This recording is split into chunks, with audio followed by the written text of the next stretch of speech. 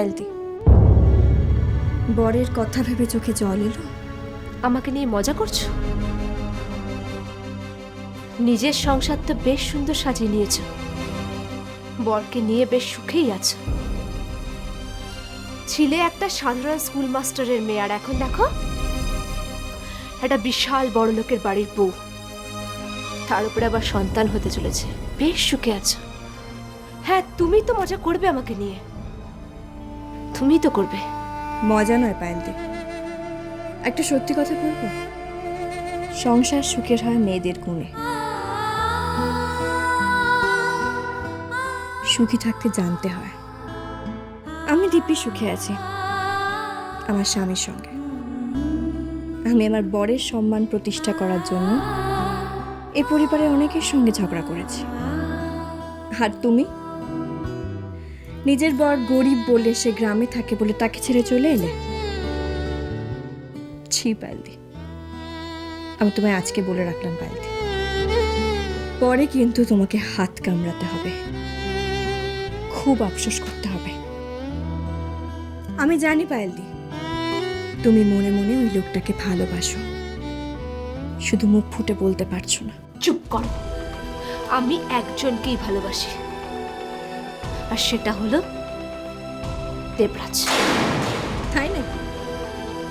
হ্যাঁ, ভালোবাসার নমুনা তো দেখতে পাচ্ছি। রাস্তায় আমাকে রণজয় রায় ধরেছিল। চৌধুরী বাড়ির মেয়ে তো এখন অন্য পুরুষে আসক্ত।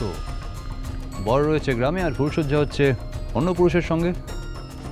আমাদের বাড়ির মেয়ে এখনো পবিত্র রয়েছে।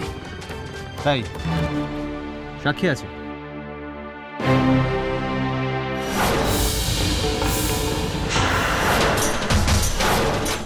না, আমি বিশ্বাস করি না।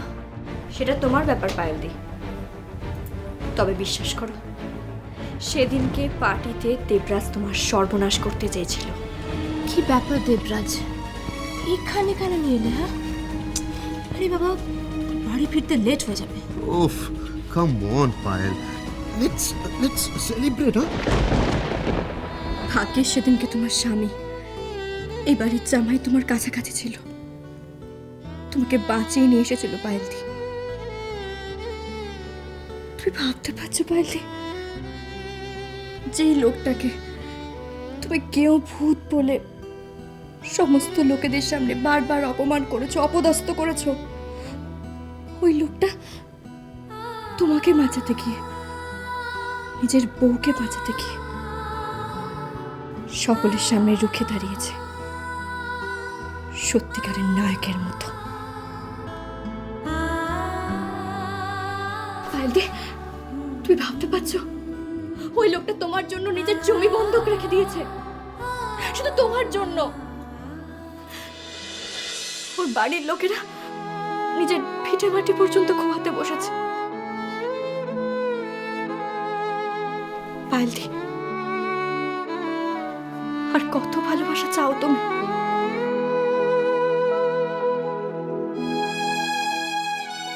কেন সত্যিকারের ভালোবাসাটাকে চিনতে পারছো না? আমি যদি তোমার জায়গায় হতাম না, এমন স্বামীকে নিয়ে আমার অহংকার হতো, গর্ববোধ করতাম আমি।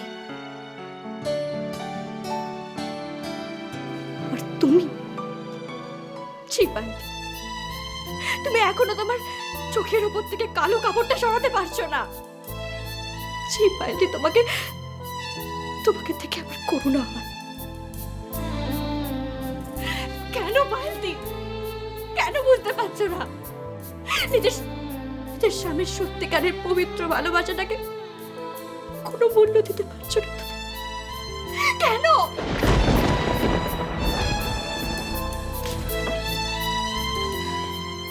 ও আমাকে ভালোবাসে না, আর আমি ওকে ভালোবাসি না। বৌভাতের দিন কি চরম অপমানটাই না করেছিল, যখন পেরেছে অপমান করেছে আমাকে।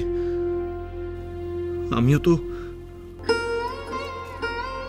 তো একটা পুরুষ মানুষ, বল, আমি কি করে এত অপমান সহ্য করব? গদা, ওকে বল, আমাদের তো হাড়ি আলাদা হয়ে গেছে, ও যেন রান্না বান্না করে খেয়ে নেয়। গদা, গদা, তুইও বলে দে যে আমি খাই বা না খাই সেটা নিয়ে কাউকে চিন্তা করতে হবে না। আমি আমি শহরে যাচ্ছি, আমার কাজ আছে। তুই চাইলে আমার সঙ্গে যেতে পারিস।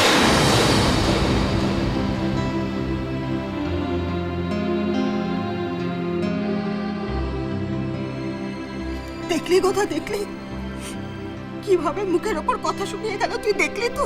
তুমি তো হাড়ি আলাদা করে দিয়েছো কাকিমা। হাড়ি আলাদা করেছি তো অনেক জ্বালায় রে। আমরা এখন কোথায় যাই বলতো? মেয়েটার কি হবে?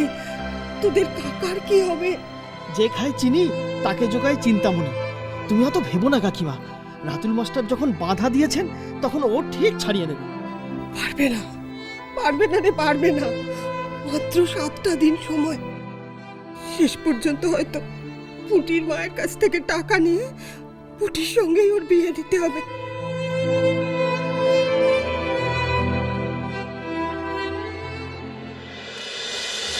তোমার বাপের বাড়ির কথা আর বলো না। একগা সোনার গয়না পরলে সোনার বেনে হয় না। তুমি কোন মুখে বলছো বলো তো? তোমাদের এককালে ছিল ছিল, এখন তো আর কিছুই নেই।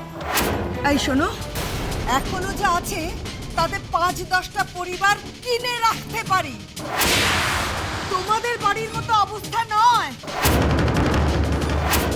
এই বাড়ির একটা ছেলে মেয়েও মানুষ হয়নি।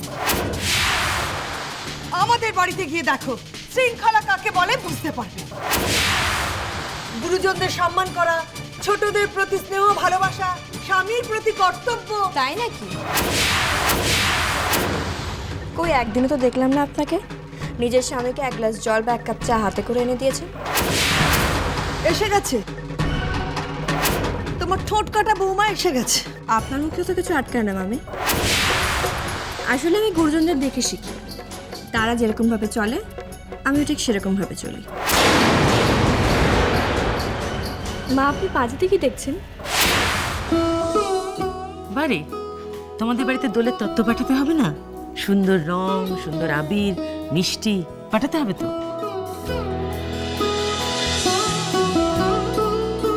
সে না হয় বুঝলাম মা,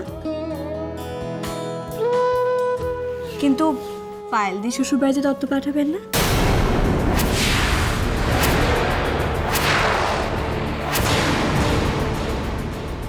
জামাইয়ের বাড়িতে ভালো রং পাঠানো, আবির পাঠানো, আর সঙ্গে মেয়েকে পাঠানোর নিয়ম। রং খেলা, একমাত্র রঙই পারে মনের মধ্যে সমস্ত গ্লানি ধুয়ে মুছে দূরত্বকে সরিয়ে দিতে। শুধুমাত্র রঙই পারে।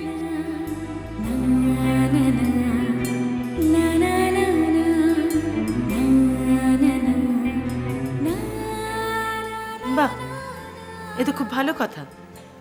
তো তুমি আয়োজন করো না যাতে পায়েলের শ্বশুর বাড়িতে এই দোলের তত্ত্ব পাঠানো যায়।